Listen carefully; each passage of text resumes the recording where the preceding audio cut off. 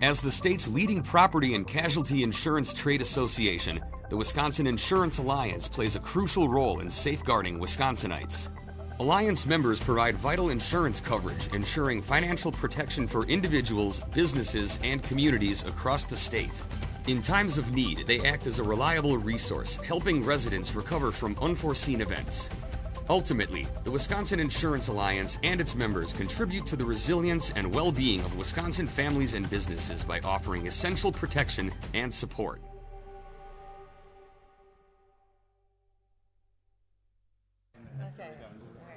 Okay, we're ready to get started on the first WisPolitics event of 2025. So I'm late in wishing you all a Happy New Year. So I hope it's going well so far and that you've broken all your resolutions. All right, so I'm Jeff Mayers from WisPolitics.com. I have some announcements before we get going. So first of all, we have our new printed directory. It's our one printed product a year, but it's an essential item. And because you're at this event, you get one copy free. If you want multiple copies, they're available through Colin Schmees. Colin, raise your hand here. Okay, so if you want a lot of copies, you ask Colin, and he'll take care of it. Also, you may or may not know that WisPolitics.com is now part of the State Affairs Network. It's a network of nonpartisan sites at state houses around the country, now stretching from Massachusetts to California. So if you're a subscriber, you may know that we're switching platforms, not all at once, but slowly transitioning from the WisPolitics.com platform to the StateAffairs.com Wisconsin platform. So you can check that out. There's also a new State Affairs app for Wisconsin.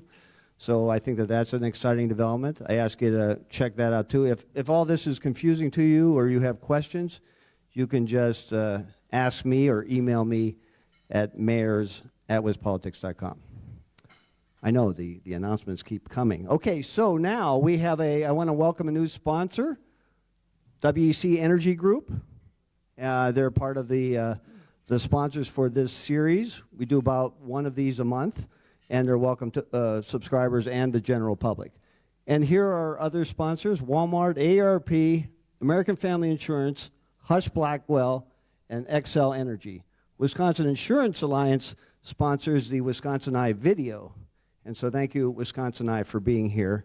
You'll be able to see the video later on this afternoon. That's all the time we have today, so we'll be... No, that's not true. Okay, so... Now we should stand for the and you have to sing, right? Okay, no.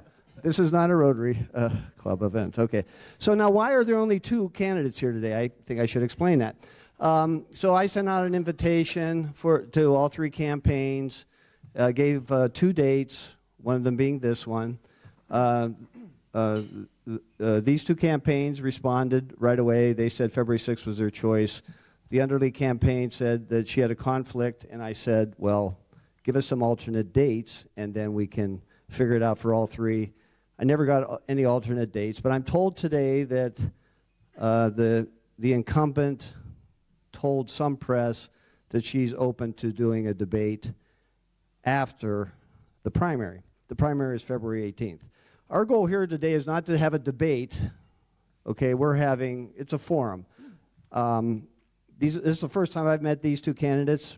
Maybe it is the same for many people watching or in the audience today. So I think it's just, we're going to discuss education issues. We're not going to beat up on the missing incumbent, but I'm sure her name will come up. Okay, so want to introduce the candidates here. So right to my left is Jeff Wright. He's superintendent of the Sauk Prairie School District, recently named 2024 Administrator of the Year by the Wisconsin Rural Schools Alliance. He was first a social studies teacher and one of Disney's American Teacher Award honorees. After earning a degree from Harvard University, Jeff served as a high school principal on the south side of Chicago. To his left is Brittany Kinser. Brittany has taught both special ed and science in public schools. She was a principal at a public elementary school, which then State Superintendent Tony Evers honored her with Beating the Odds Award. She's held leadership positions in local and national education organizations. And within the last year, she's co-founded 95 Wisconsin, an initiative rooted in her steadfast belief that with high-quality, evidence-based instruction, 95% of Wisconsin children can achieve reading proficiency. And she lives in Wauwatosa. And I guess I ought to give your educational background. She holds a master's degree in educational leadership from Columbia Teachers College, a master's degree in designing science curriculum from the Illinois Institute of Technology, and a bachelor's degree in special ed from Eastern Illinois University. So please welcome our two candidates.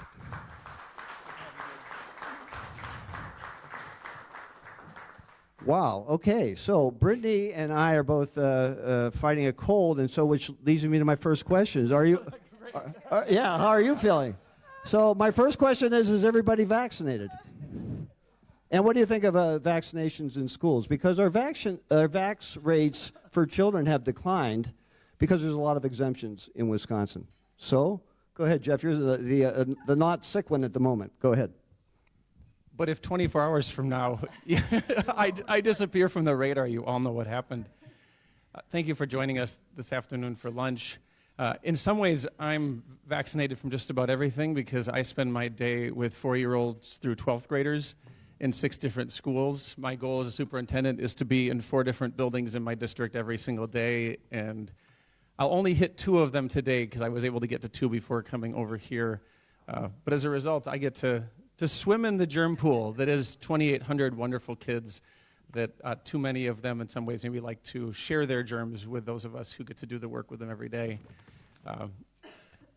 And I did have all of my childhood vaccinations, if that was truly the question, and have kept up on my tetanus and MMR and other things as I've made it through life.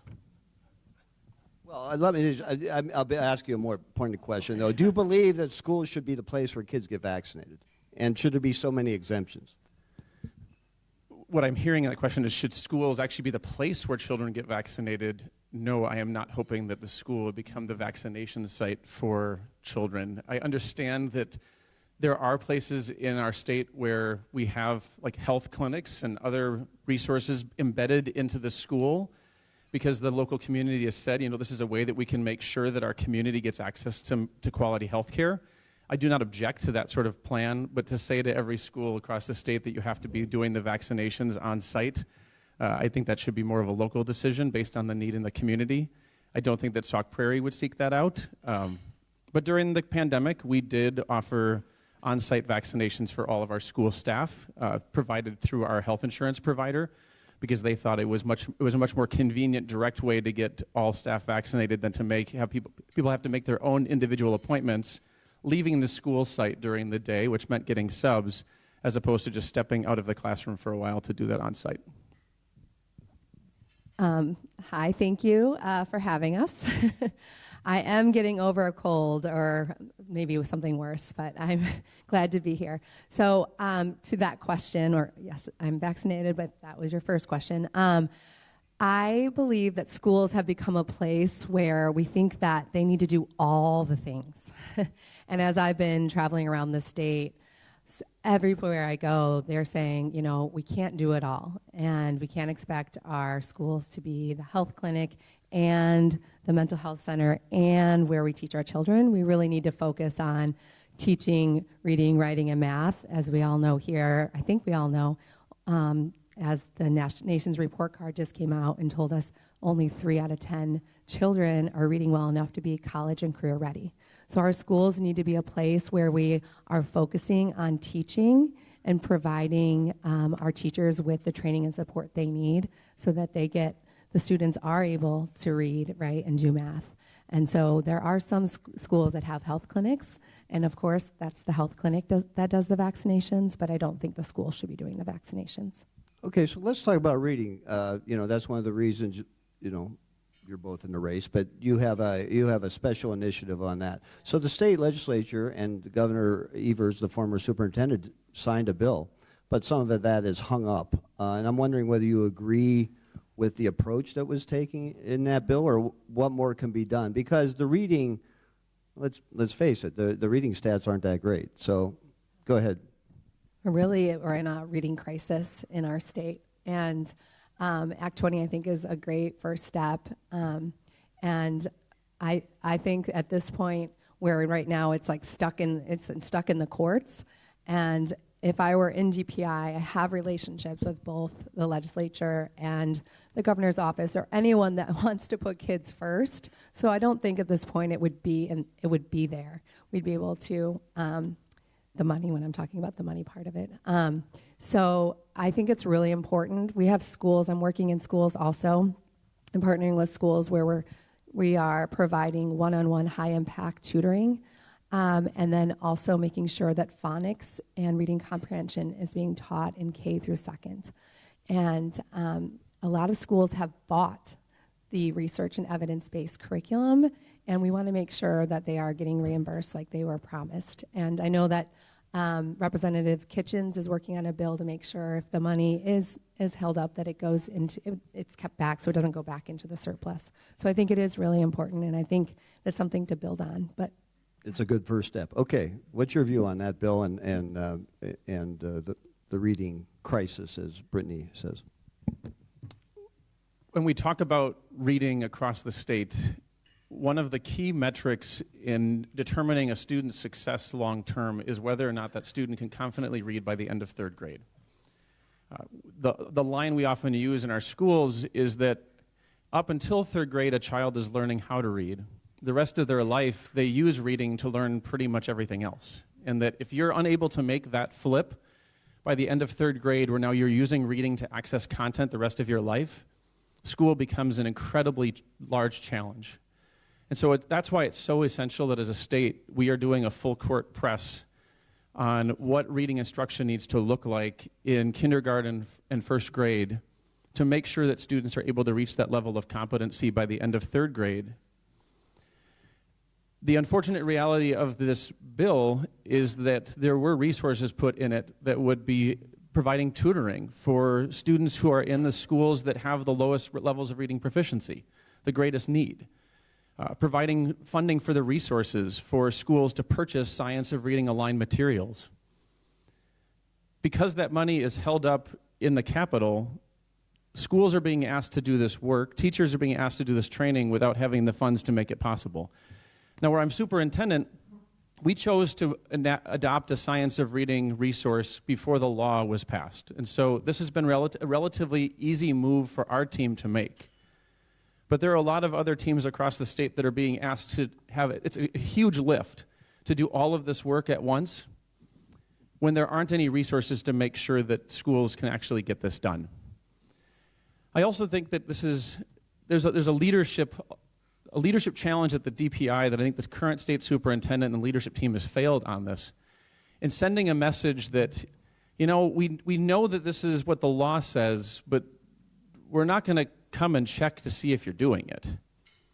And I don't want the DPI to be like an accountability police. I want the DPI to be a partner, but sending a message out there that, no one's really going to know if you're not doing this is the wrong message. And I think that's part of the reason why there are people in the legislature that have chosen to keep that money out of the schools and in the state capitol because of this lack of trust between the Department of Public Instruction and the legislature.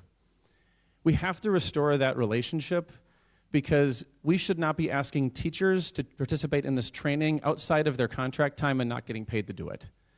We shouldn't be asking schools to have to buy all these resources without the financial resources to make that possible.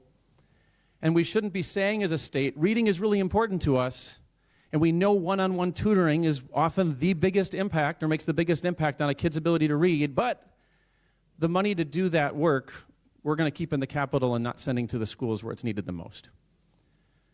If Wisconsin wants to finally close these historic achievement gaps that get us in the national news every single year, adults have to stop the bickering and just talking about this, and we actually have to do the real investing especially in the schools that need the support the most.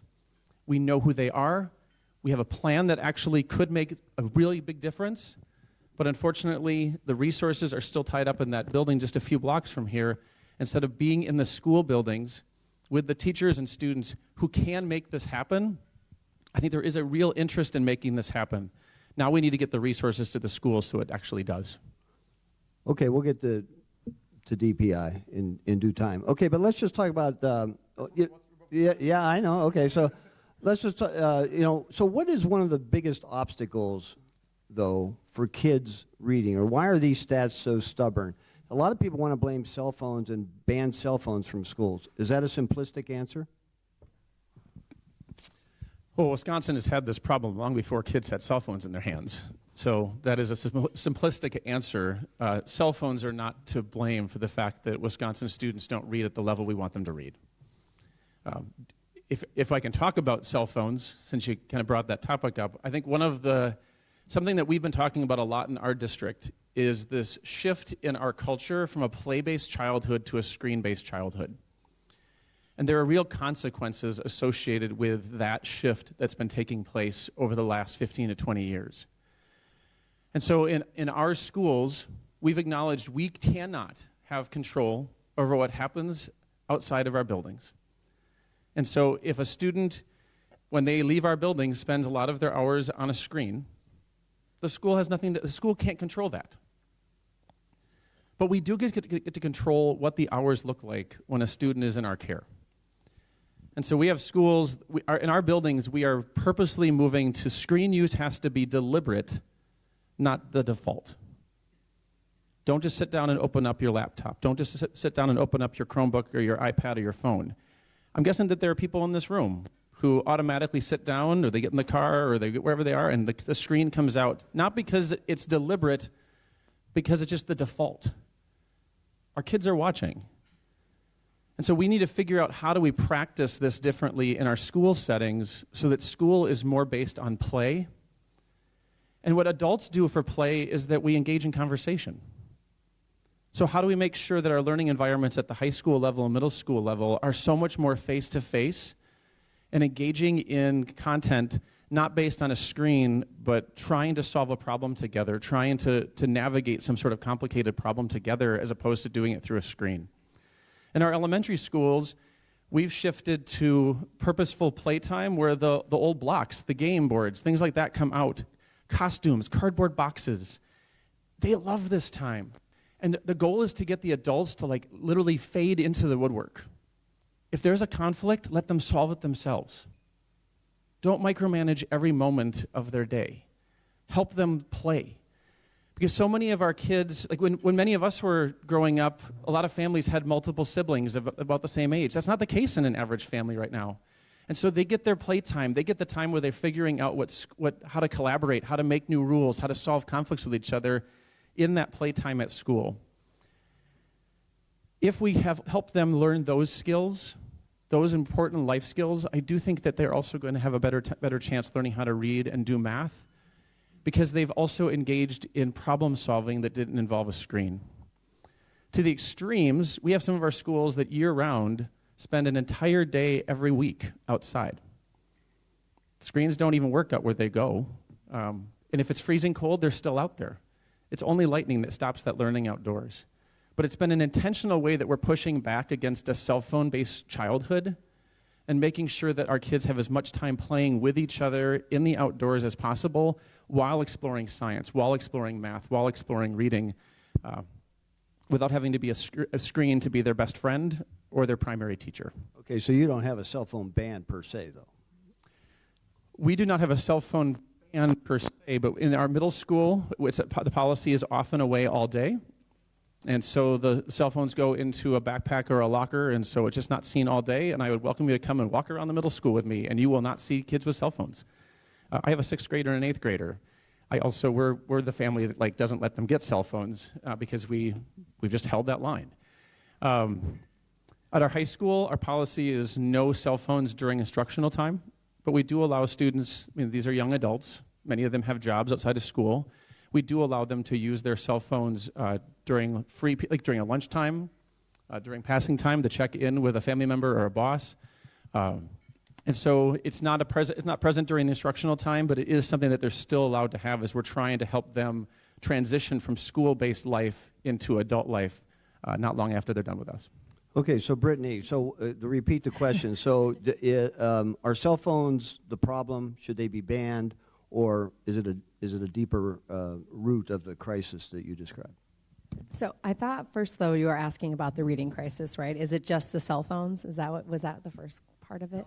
My second question here was, are cell phones to blame for the reading crisis? Oh. And if so, should they be banned? Or is it deeper than that? So it is deeper than that. First, when I did run an elementary school, we did not allow cell phones in the school. If a child brought it, they'd have to put it in the office and then come back and get it at the end of the day.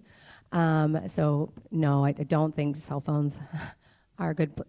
Are good for students in schools. However, the reading crisis is much deeper than that.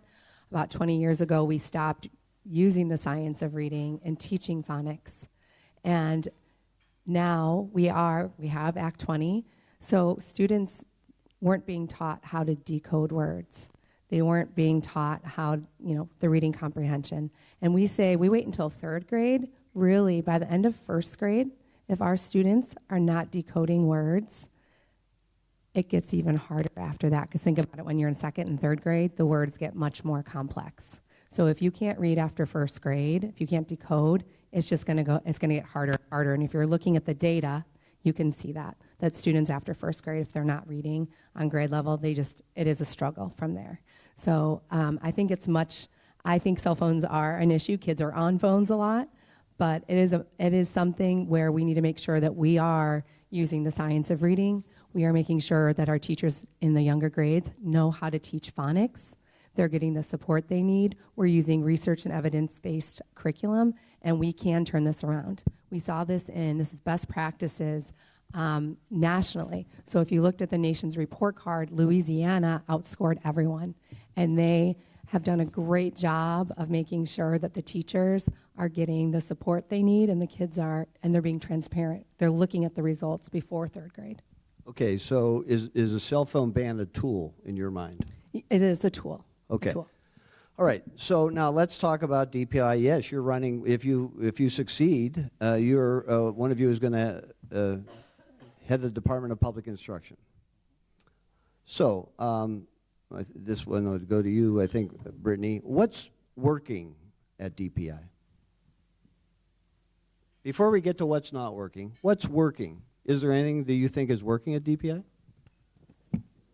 What is working?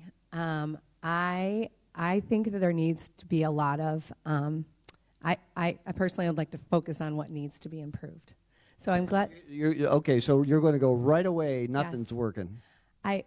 From my experience and from talking with schools across the state and families and parents, I really think we need to focus on what needs to improve. When we have only 3 out of 10 children, we need to talk about the improvements. So first, we need to make sure we restore our high standards. We should not be lowering standards. That's when I got into the race, is when I found out that, we had I didn't find out. I knew that we had only 3 out of 10 kids who were prepared to get a meaningful job, attend college, or master a trade. When I found out that the standards were lowered, my reaction was, that's good for adults. That'll make adults feel better.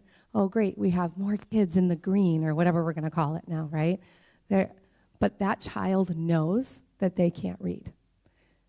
They also know, the employer, when they graduate, knows that they can't read well, and so do colleges.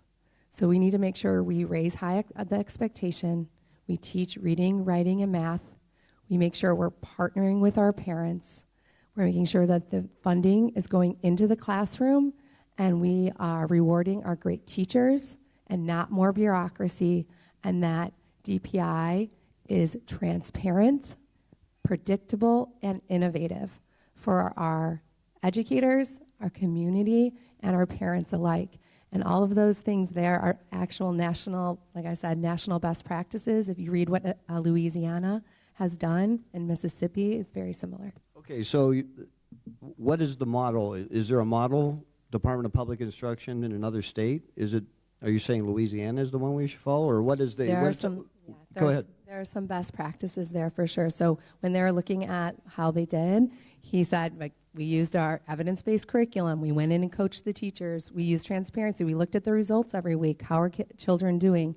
And we know that is best practice. Like, we both went to schools where they taught us this is what you need to do, and it actually works. So we need to make sure that we're supporting our schools and we have best practices so schools can use those, and that we're transparent too, like making it easy. Right now, if you look at the DPI website, there's just a lot going on there.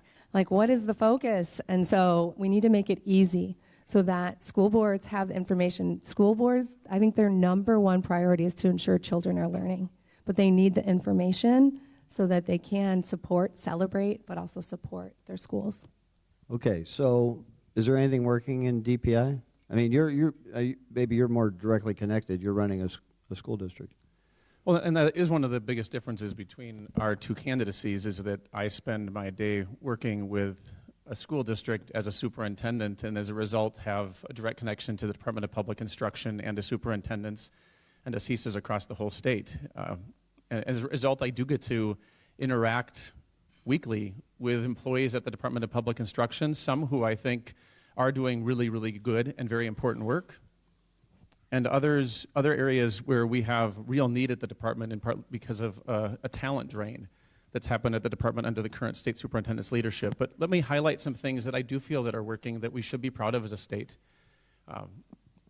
In partnership with the Department of Workforce Development, the Department of Public Instruction, and our local schools, we have more students in registered apprenticeships this year than the state's ever had. I think that that's worthy of celebration. I think that is saying that that is something that is working, that the career and technical education programming that the department is supporting is transforming what school looks like for a lot of second half of high school students. In our district, we have broken our own records for registered apprenticeships year after year after year the last several years.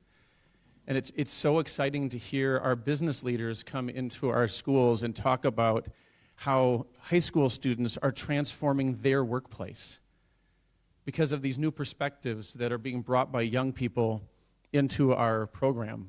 One of the employers actually compensates more per hour based on the grades the students are getting in the high school program that are aligned to the work that they're doing at the job site.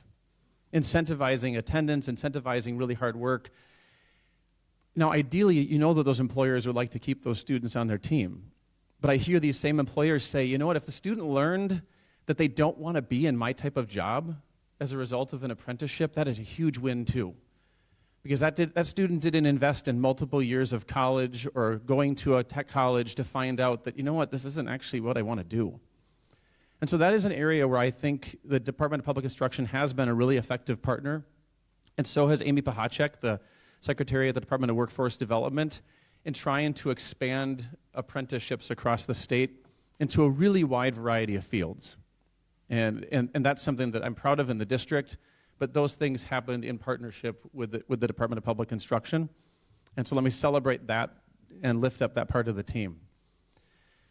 One of the strange things about throwing your hat into the ring for an office like this is the number of people who track you down, whether it's, Brittany, you first tracked me down on LinkedIn. My first cousin actually worked at one point with Brittany in a school in Chicago, kind of a random family overlap.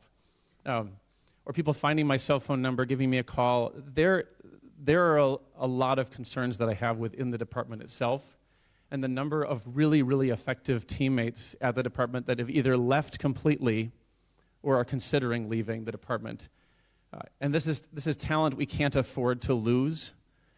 There are too many people who are leading the department right now who have never led in a school, never taught, never been a principal, never been a superintendent. And we're feeling that in the schools because the questions that they're asking us show a complete lack of awareness of what it's like to work in a school. A few different events that I've been able to have over the past few months, former employees have come in and watched, and they've said, you know, I really do want to come back, and you make me want to come back. We need to restore the culture at the Department of Public Instruction so it's more of a partnership between the districts like it used to be, as opposed to this broken relationship that we currently have now. And I think that that's why the Association of Wisconsin School Administrators, why the teachers union, why other leaders in the education space. It was about 2 years ago that they first started looking for a replacement leader at the top of the department. That's very unusual for them to be actively looking for somebody to replace an incumbent. But it's because of that broken relationship between the schools and the department that we need to restore quickly, because we cannot give our best to kids if we're not getting the support that we need and the response time that we need from the Department of Public Instruction. A few weeks ago, we filed open records requests about the hiring freezes in place at the department, the travel bans, because we found out that a lot of legislators didn't even know about these things.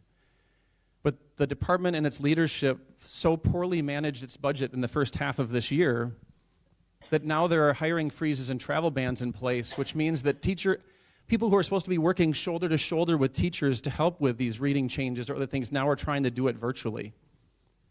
It's not working. And until we fix that relationship, the department becomes more and more irrelevant and isn't providing the support that our schools need to make sure that we can continue to improve the services that we're providing to kids. Okay. This one to you, and then we're trying to go back and forth there. It's not a debate, and it's not a time debate, but we'll try to let other lead off alternatively here.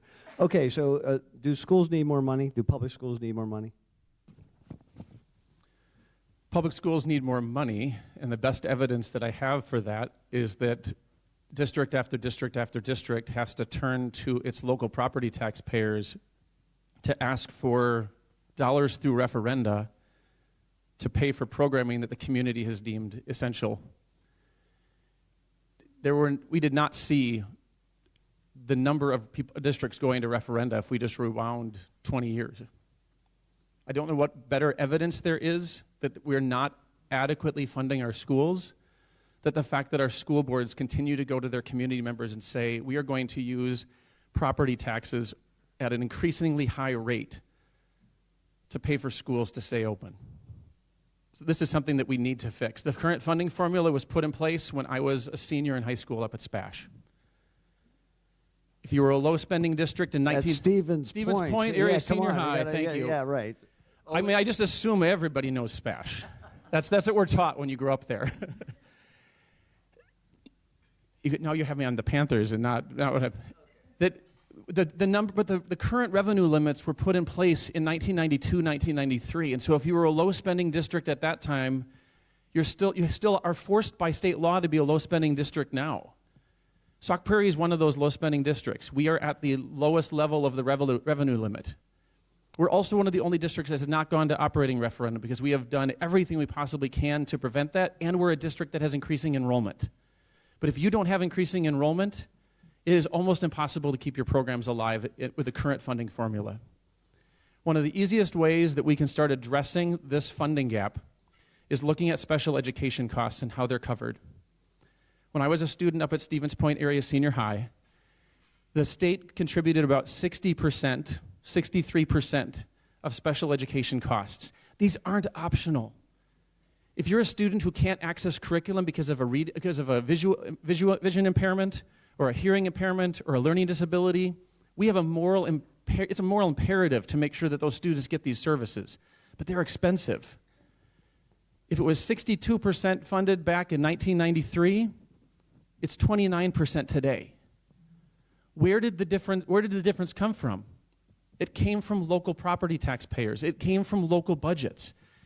The local budget had to shift funding from the local fund to bail out special education costs. And when that ran out of money, the district goes to the property taxpayer and say, let's pass a referendum so that we have enough money to operate.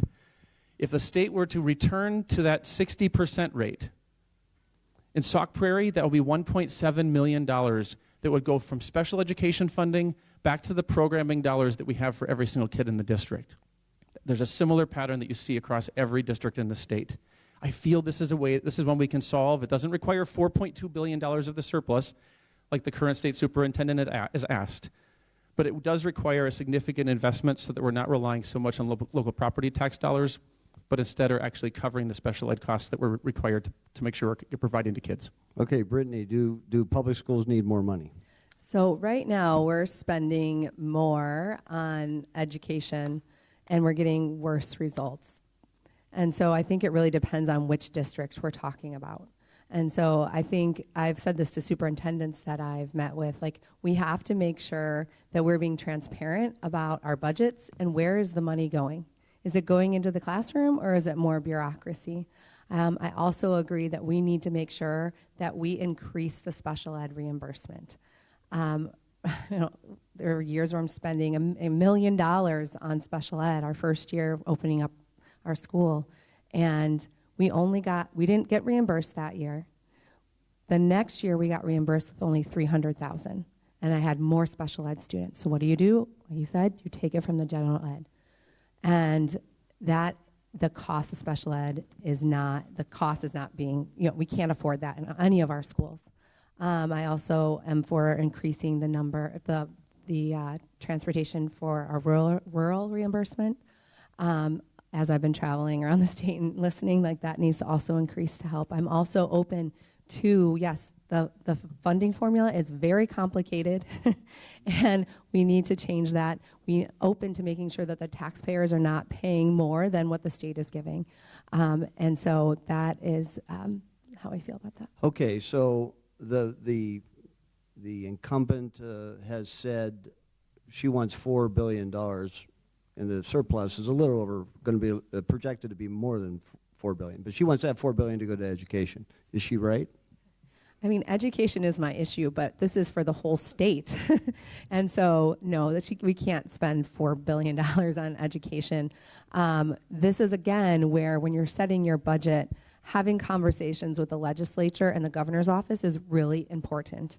So you're not just putting a number out there where you're not taken seriously. And so we need to make sure that you're having conversations and you have relationships because it's what's best for kids. What is best for kids? I think we're talking a lot about adults and other things, but we've got to start talking about what's best for our kids, and that's not. Okay, so before we go to questions from the audience, we're going to talk about this topic now. Okay, and we're going to start with you, Brittany. You sure you're okay? You got a cough? Yeah, how's your cough drop? How's your cough drop working? Okay. So you're viewed as the conservative candidate in this race. Is that correct? I'm not sure. I'm the conservative candidate. I am for the kids. That's how I see myself. Okay, so let's talk about vouchers and private choice schools. So are you for private choice schools, and what is their role in the education system in the state? Mm-hmm. So I was just reading a quote by Martin Luther King, and he says, you need to stop talking about objects and start talking about the people. And so I think what happens is we have this horrible reading crisis in our state. And all of a sudden, it's all about vouchers. There are children and families that use a scholarship to go to a school. We're talking about children and families. And so I want to make sure that that's who we're talking about, and we're not talking about this thing, because it's people.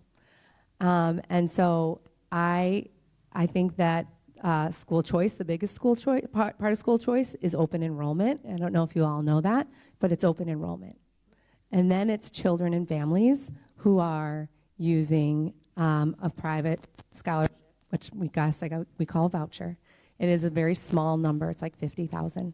We have 800,000 children in our state. And so I support families who choose. On my platform, I support families making the best option for their child. So if that's overwhelmingly in our state, families choose the traditional public schools. And then they choose public charter, well, it's not in order, but open enrollment, there's public charter schools, there's the voucher program, if we're gonna say that, so, or in homeschooling, and I support all of that.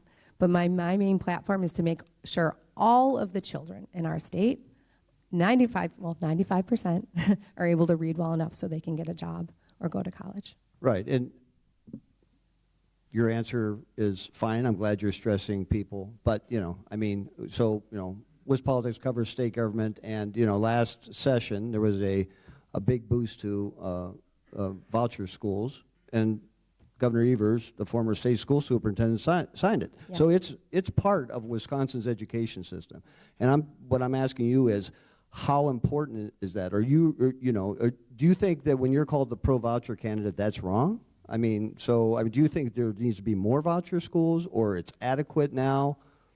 I guess I'm the pro kid, so if there are kids going to vouchers, I will be pro voucher school too, because that's what families are choosing. And it's not just in Milwaukee. As I've been traveling, so many families are saying, my child is not receiving the education they need.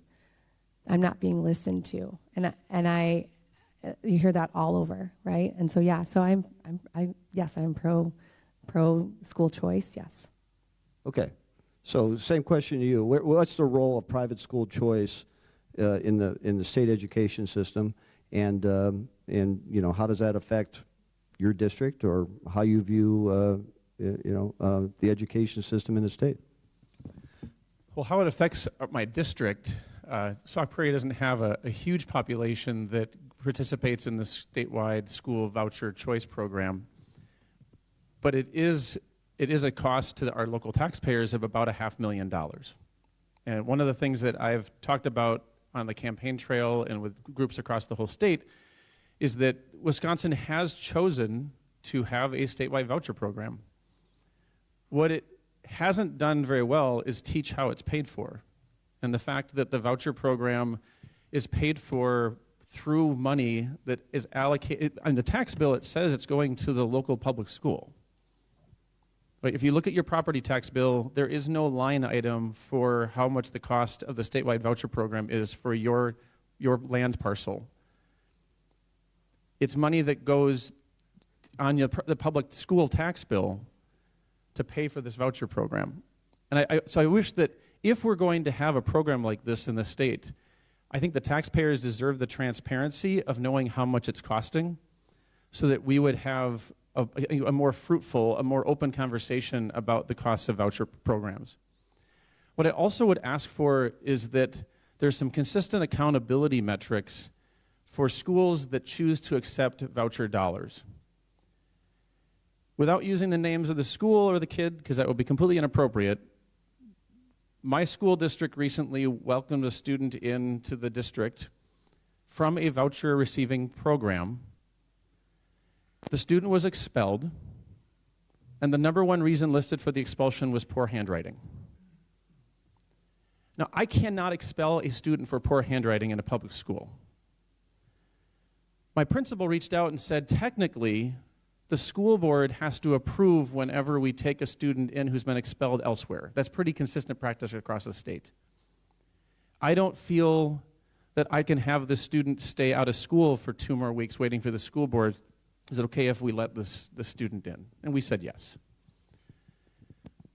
That concerns me. A system that allows somebody to receive the money at the beginning of the year and the voucher payment, but then a few weeks later send a student out, and the number one reason being listed on the documentation is poor handwriting for a student with special needs, is a sign of a system that needs to be changed. Because I'm also a pro-kid candidate. That's not pro-kid practice, right? That is not that kid's fault. But if you're going to be accepting public dollars to serve public kids, there should be accountability in how that's done, so that we don't have students being tossed around in a state system like that, because that is unfair to that child. So I'm asking for transparency in the way it's paid for, but I'm also asking for better accountability in the way that we're supporting these children if that's the program our state has decided to fund. You sound like an anti-voucher candidate. In the current system, there's a lot of reasons why I'm anti-voucher, but the state superintendent doesn't determine whether or not we have a voucher system. The state superintendent's job is to make sure that students are being served well in whatever format the state chooses to fund. And so I hope to be a state superintendent that is present in school models where maybe the state superintendent hasn't been in the past. Because we do need to make sure that students are learning to read and doing that math and getting access to job-ready skills in all types of schools that the state is paying for. There's a charter leader right here that I'm so grateful, Rodney, that you welcomed me into your school. I hope that that's the sort of leader that I get to be as a state superintendent. Whether it's a charter school, a voucher school, a public school, I want to be present in those buildings, because that's not the decision to be present and making sure schools are being held accountable for delivering quality instruction is something the state superintendent can do. But the state superintendent can't undo our voucher program. but I can highlight where I see conflicts in the program that I think can be fixed to make the system better for kids. Okay, Can I interject there for a second?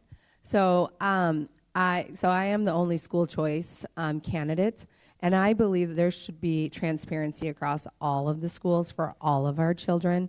I think it's easy to pick on one school, but there are hundreds of schools, and so I just want to make sure that we are talking about accountability and transparency for all our schools, because I'm sure as you've looked, there's many schools that there are like 0% of kids who are able to read, write, and do math, and that is just unacceptable. And I'm sorry to hear of the one case that you're talking about, but I don't think that we can then tell all the other parents that, well, sorry, we have this one case. So I just want to make sure that we are thinking about this as a whole. And I also was the only candidate that is on record for the decoupling bill too. I was part of the Wisconsin Charter School Advocate Board that signed on to that bill last time. So. Okay. Thank you for adding that. And let's go to questions from the audience. Raise your hand and I'll point to you and you can shout it out. Go ahead, Nathan.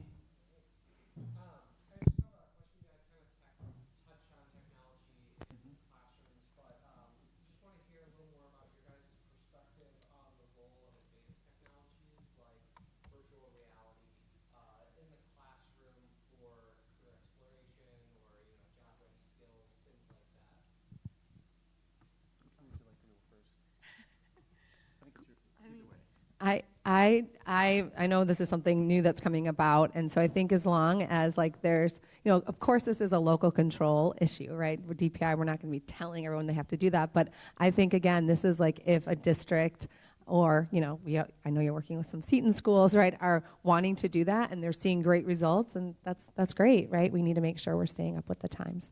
But again, we need to make sure kids can read, write, and do math, because if they can't do that, it's really hard to do the other things. It's hard to access what you're talking about, or even apprenticeships like you were talking about. I think this is a great opportunity for our schools. The challenge is making sure, I think two of the biggest challenges, that some of this technology is expensive if it's going to be quality technology. And in our advanced manufacturing lab at our high school, we were really teaching the history of manufacturing. I mean, it was the equipment was from 1964. And so fortunately, in working with the Wisconsin Economic Development Corporation and the Workforce Development Department, we were able to completely transform this space, and now adults in the community can use it and students get to use it. And it finally has technology that is reflective of what they're going to find in the workplace. But that does require a consistent investment from the state. Statewide, we need to figure out how are we going to fund advanced manufacturing, advanced technology in our school districts if we feel that students should have access to that sort of technology, so that districts that don't have the resources don't get left behind in teaching 1980s version of technology. The second challenge is making sure that student data privacy is protected, that if a product is free, you've heard this probably 1,000 times, if a product is free, they're profiting off of you and your data. We have to be really careful in how we use student information so that we're not providing that information to the company so that they can actually use our student information as they're registering for these programs and getting involved. We have to do some serious vetting, and that may be a place where the Department of Public Instruction can play a role in determining software programs, AI technologies that have been vetted and have some security practices in place so that we're not accidentally putting kids at risk by introducing them to a technology that's really new to the market.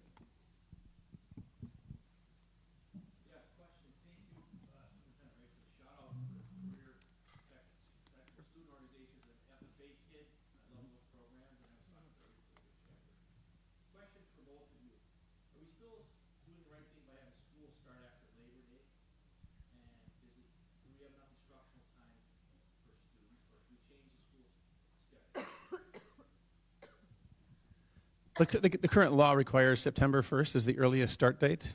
There has been some work over the past few years to try to make increased flexibility at the local level so that districts can apply for a waiver to that. Wait a minute, they can opt out now. Can they not? It's very, very difficult. Okay. So during the pandemic, you could claim pandemic reasons for getting an opt-out. And at that time, then a bunch of districts experimented with an earlier start date, But when the ESSER fund window closed in September of 2024, those permissions were taken away, and so most school districts now reverted back to the traditional start date. So you're correct that for a while it was very loose. Now it's tighter again. The argument is that who should be making this decision? Is it local districts or is it the state? Do I think we have enough instructional time? I think that our current system, our current calendar does provide the amount of instructional time that's valuable. No, it's all based on hours now. And so you can have a much longer school year with shorter days, or you can have shorter number of days but longer instructional hours. But it also still does provide the current calendar. Like, we have a 6-week summer school. We have, if our district's 2,800 kids, we have about 1,400 students that participate in that summer school every year. It's an add-on to the school year if it's for families that can make that work. But it's a great time for providing additional intervention and support. We already used the Act 20 model for reading intervention this past summer as a way to provide students additional reading support during the summer if we recommended it and their family supported it. So I think that the combination of the flexibility for summer programming and the flexibility that it no longer is days but hours, that we do have enough time, but I do like that flexibility in the summer to continue to offer programming year-round. I think it should be a local control issue. I think as a district, you should be able to figure out, and your school board, when the start date is. And I would be okay with more instructional time, but I think that, especially when we're looking at the results right now for how our school is doing, something needs to be changing, as I'm talking about the things that do need to change. But again, I think that could be up to the local district. Go ahead, Dale.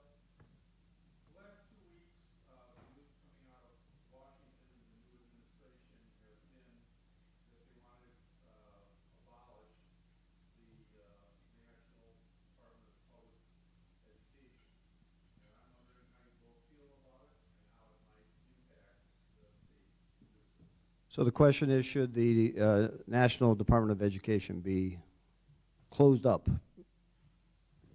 I laughed just how you said it. Closed up. Shut down. Shut down. Okay. So the biggest concern is the funding. And so making sure that funding is still being received by our state. As long as we're getting the funding that we need from the Department of Education, I am open to changes there. I think this is an easy political statement to make, to close the Department of Education, but the hard work of actually figuring out how would the functions of that department function, like how would they take place, is the big questions that haven't yet been answered. College loans and grants are all administered by the U.S. Department of Education. Who does that if we close that down? So many of our districts in the state rely on Title I funding, Title II, 3, and 4, like these federal dollars that are funneled through the Department of Education for students who are most economically disadvantaged. Where does that go? Head Start. These are programs that a lot of our communities rely on. And so to just sweep away the Department of Education without first answering those hard questions of, does this mean we're getting rid of these programs? Or we're sending them all to state, so now we have 50 independent state agencies running college financial aid? Like, we need to be having the discussions about what the department actually does to help districts, especially those in economically disadvantaged areas, meet needs of kids and families before we decide to just say something that's politically expedient about getting rid of a department. We need to answer those hard questions about what's going to happen to the important work that's currently being managed by that department. Okay, you're going to have to arm wrestle. Only one question per table. Thank you for putting this on. Politics, Brittany Kinser from CEO of HSC and Dr. Howard Post Collegiate Academy. The one thing I wrote down is important. So Wisconsin's urban and rural schools are in crisis due to a severe teacher shortage. What will you do to create a clear, fast, and accessible licensure pathways that attract and keep high-quality talent in these communities that need them the most? Okay, so the question is, what will you do to alleviate the teacher shortage? we've tried not to make this about our current state superintendent, but I have to at least draw attention to the fact that we have known about this teacher shortage for many, many years. The Administrators Association, the Teachers Union, our college pre-service education programs, they have been trying to work on this issue, and the department hasn't even shown up. Until the last year when they decided to kind of show up into this meeting process way too late. There is an urgency with this issue that we need to be responding to right now. There are a lot of districts that used to have 50, 60, 80 applicants per job that now are lucky to get 1 or 2. None of us can afford to have that reality continue, right? Nobody's child deserves to be in a classroom with the applicant of last resort or only resort.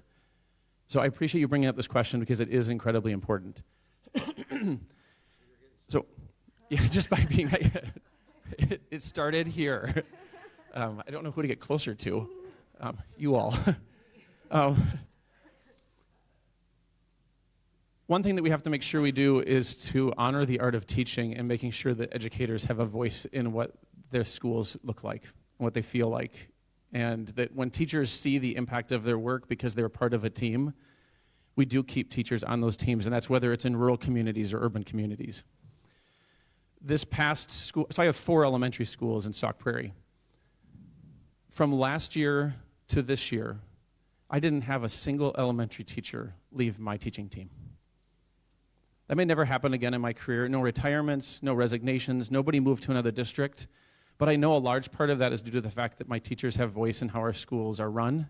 They feel that they're part of a team that are valued and that they see the impact of their work every day. That feeling of impact means a lot more than the world's best benefit package. To address this need and make sure that we're bringing more people in, I like the plans that have been put in place by a lot of these education associations that are doing this work, but I think we need to provide even more focus on mid-career individuals who want to join the teaching force.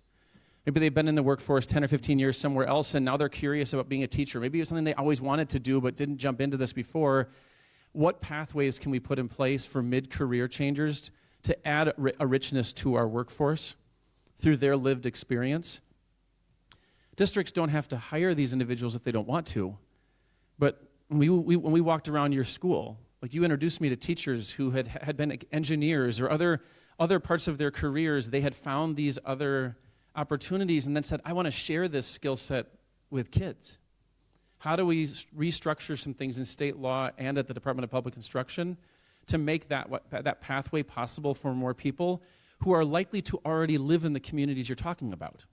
Like if they're already 10, 15 years into the workforce, they're less likely to decide, well, I'm going to move and become a teacher.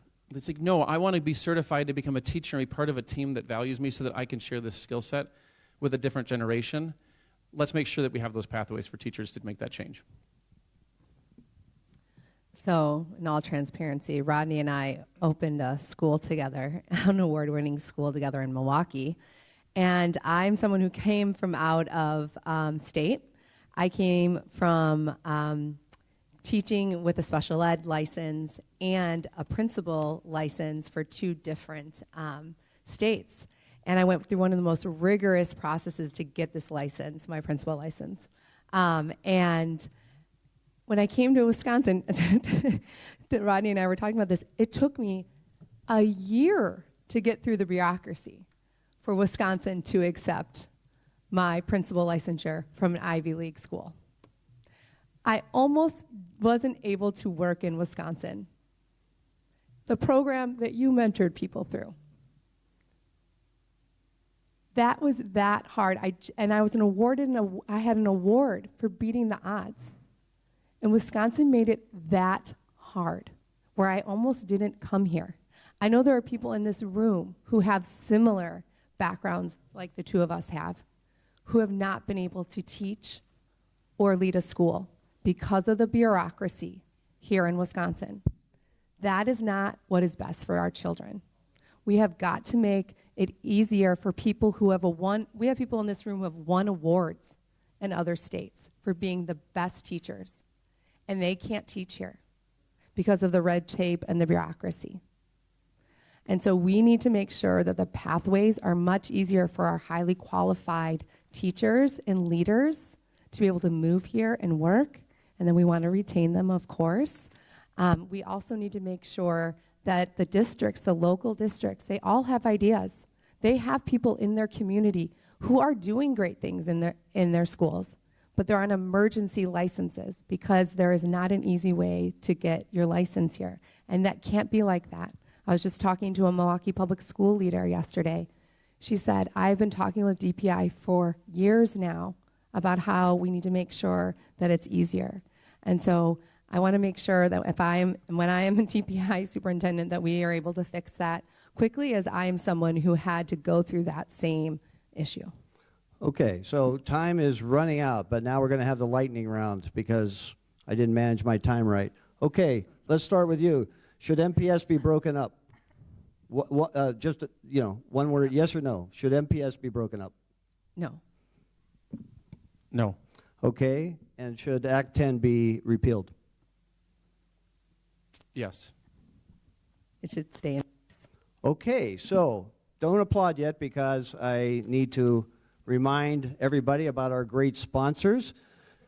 Excel Energy, Hush Blackwell Strategies, American Family Insurance, Wisconsin Insurance Alliance, ARP Wisconsin, Walmart, and Wisconsin Energy Corporation, which is the WEC Energy Group. I call them WEC all the time. Okay, so we want to thank the sponsors. Make sure you get one of these on your way out. If you want to attend a future event, you can go to WisPolitics.com and sign up. So now let's hear it for these two candidates who appeared today. I want to thank you both for being coming here today and going with this loosey-goosey format. I think it's, see, now we're spreading germs everywhere. Okay, so this is officially a germ-spreading event, so now we're going to close it up. So anyway, thanks, everybody. We'll see you next time. You have been watching a production of Wisconsin Eye, your unfiltered window into legislative deliberations and public policy programming, where our mission is to provide Wisconsinites an opportunity to access the legislative process and connect with conversations that inform our citizenry. Please consider supporting our mission, and thank you for watching. Wisconsin Eye, policy made public.